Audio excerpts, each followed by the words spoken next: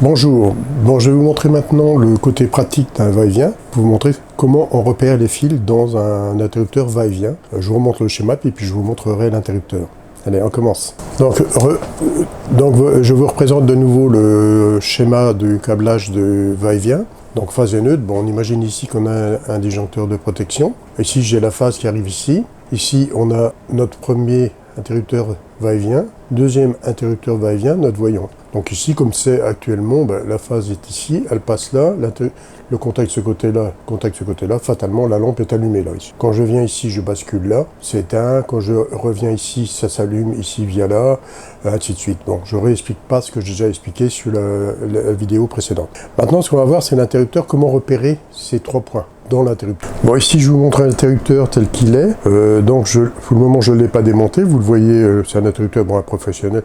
Un truc qu'on met en usine, mais c'est pas un problème, c'est un interrupteur va-et-vient, avec mon appareil de contrôle que je vais mettre en position ohmique. Donc ici, vous pouvez voir sur l'arrière, j'ai démonté l'interrupteur, j'ai sorti mon interrupteur du boîtier.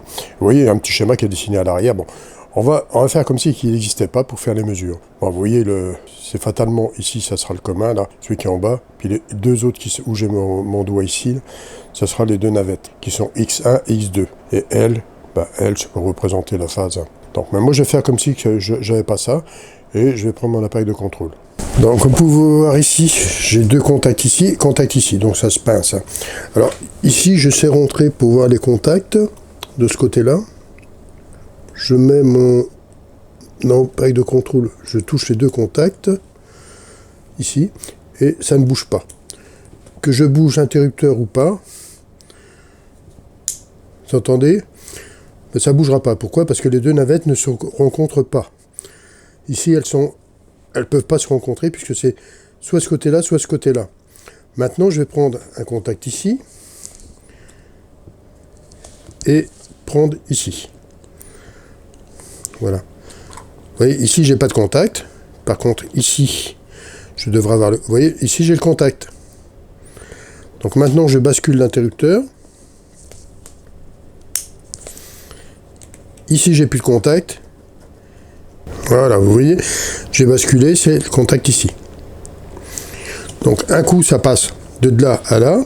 Et quand je bascule le contact, ça passe de là à là. Vous voyez, c'est soit comme ça, soit comme ça. Mais jamais les deux en même temps. Et ces deux-là ne se rencontrent jamais. Donc, si vous mettez l'appareil de contrôle ici, vous verrez, c'est nul. C'est zéro. C'est l'infini. Donc, ça veut bien dire que c'est les deux navettes. Ici, j'ai un contact, ça passe. C'est bien, c'est celui-ci, c'est une navette. Quand je bascule de l'autre côté, c'est une navette.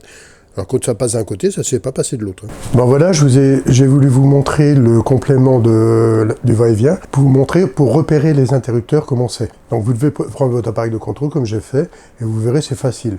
C'est comme ça qu'on fait avec tous les appareils électriques quand on veut les raccorder. On les mesure pour être sûr et certain de bien se brancher. Et avoir le schéma en tête, bien sûr, ou le schéma sur un papier, puis vous regardez si ça correspond bien. À la rigueur, vous marquez les numéros, comme ici c'est X1, X2, X1, X2, vous les mettez sur les navettes. L, c'est la phase, ou la phase qui va vers la lampe. Allez, à bientôt.